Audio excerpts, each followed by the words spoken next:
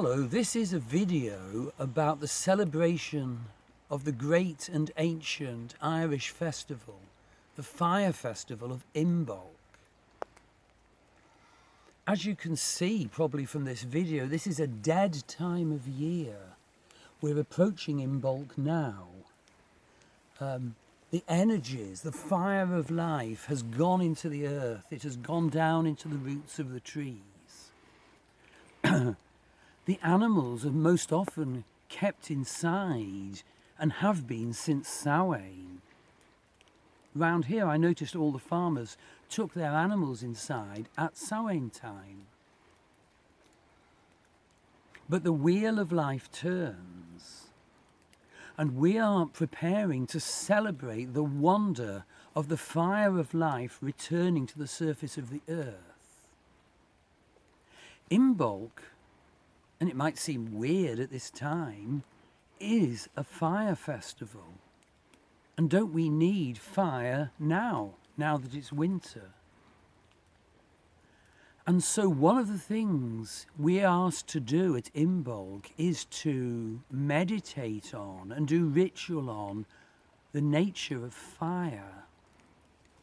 Imbolc is presided over by a fire goddess, Brigid.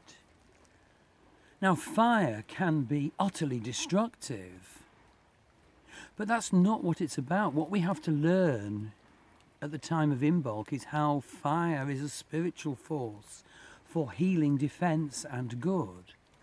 So what are the energies now? Well, first of all, in a sense, and it is a women's festival in a big way, there's the fire in the womb. So many animals are pregnant. Cows round here are giving birth to calves, literally now at this time. Sheep are giving birth to lambs. And so there is the fire in the womb. But still, we need fire in the hearth. We've been through the darkness of winter, but it's not warm yet. And so the energy of Imbolc and the great goddess Brigid is secondly about the fire of the hearth. And there's another use of the fire energy that's very relevant now at a time when physical energies are low and impaired, and that's the fire of health, healing, and right living.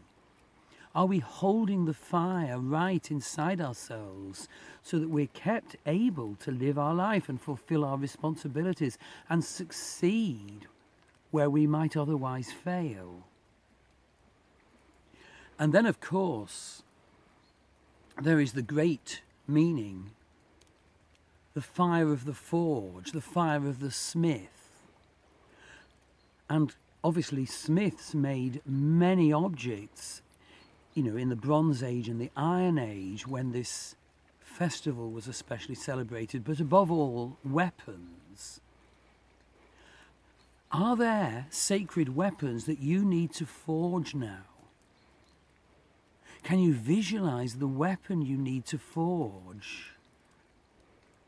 Not a weapon of evil destruction, of subjugating others, but a weapon that is ethical, dignity and self-defense. So let's turn, having defined something of the energy of Imbolc and a little of the nature of Brigid, to how we might celebrate Imbolc. Well, a festival takes place on the land at a time, in other words, at the intersection of time and space. And so we inescapably have to face the nature of sacred space. When I first entered earth spirituality, the assumption was that you had a caste circle and you called the quarters and you read from scripted speeches. But in fact, I've rejected that now. It's up to you what form of sacred space you use. But I personally feel it is necessary to honour literally the land where we are meeting to celebrate it, or where you are working to celebrate the festival. And so you sense the land, you sense the rocks, you sense the waters, whether they're streams, rivers, or this great lake. Are there spirits of this place that need to be honoured? Does the body of water have a spirit? I have seen the soul of this lake. And of course, rocks have energies. Some rocks don't have any healing energy, like sandstone, in my opinion, but limestone does. You know, think of Delphi and the ritual limestone caves in the south of France. You know, the cave paintings. And I do believe the more ancient rocks, with their crystals and minerals, hold energies for us, for our power, for our healing. And then, of course, there's the trees. Each tree has a soul, an energy. And so I suggest that the sacred spatial practice for any festival celebration is to really connect with the space you're in, and then to hold yourself in a consciousness of the energy and the beings, and contribute your own best energy to that. And you might want an altar, and I've seen such lovely Imbolc altars over the years. I did an awful lot of practice in Yorkshire in the limestone country, and people would come with, say, a bowl of pure water placed on a huge block of limestone, and then bulbs, you know, like snowdrops and primroses, capturing the purity of Imbolc, because Imbolc is very much about purity and the pure containment of fire. And then you might journey to see, most particularly, what is coming through for you now.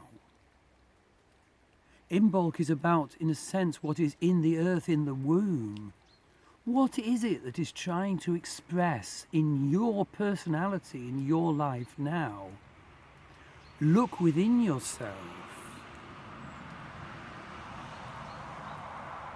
Identify, perceive what is trying to come into being birthed, what is trying to come into life. Plan for how you will let that grow in the coming months. So we've talked about meeting the energies of the place, seeing what is coming to be birthed at this time for you, planning ahead, and maybe you may wish to do vision work to meet the great goddess, the fire goddess Brigid, and meditate on her nature. Develop clear appearance of her so you can call her in at any time, something you need to do with any deity practice. Get the clear appearance which you can build on so that you can relate and relate and relate to Brigid over years, over decades. A lot of the presentation of Brigid got skewed by the monks who wrote the manuscripts where the epics are contained. And I feel the energies have often been skewed, the representation's been skewed in modern times. So go back, past all the false genealogies of the medieval monks and their manuscripts. Go back to that glorious goddess of the Tuatha de Danaan, who came to Ireland and put her energy in these rocks. Let me know how you got on.